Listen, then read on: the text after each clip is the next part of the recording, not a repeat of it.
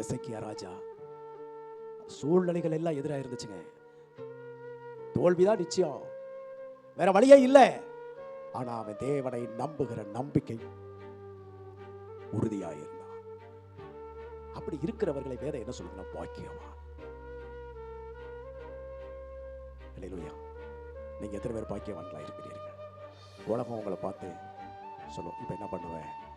எசேக்கியா ராஜாவும் பார்த்து அப்படித்தான். முற்றுகை போடப்பட்டாயிற்று. தேசத்தை அழிக்கிறதுக்கு வெட்டுறதுக்கு அவங்க ராஜ்யம் படைகள் எல்லாம் வந்துருச்சு. என்ன பண்ண முடியும்? ஒன்றும் பண்ண முடியாது, சாகுற தவிர வேற வழி இல்லை. ஆனா எசேக்கியா ராஜாவுக்கு ஒரு நம்பிக்கை இருந்துச்சு, தேவனுடைய சமூகம். போனா முழங்கால் படிக்கிட்டான், வஸ்திரத்தை கிழிச்சு உபவாசம் பண்ணி அழுது ஜெபம் பண்ணான். அவன் தேவனை பத்தி அவனுக்கு ஒரு நம்பிக்கை இருந்துச்சு. அந்த நம்பிக்கை என்ன தெரியுமா? ஸ்தோத்திரம், என் தேவன் எவருக்கும் உதவி செய்ய அவர் உண்மை உள்ளவர். அல்லேலூயா.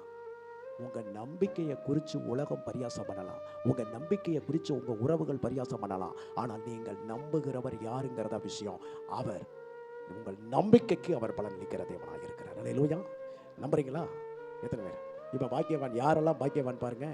அவரை நம்பிக்கொண்டு காரியங்களை நடப்பிக்கிற ஜனங்கள் பாக்கியவான்கள். அல்லேலூயா.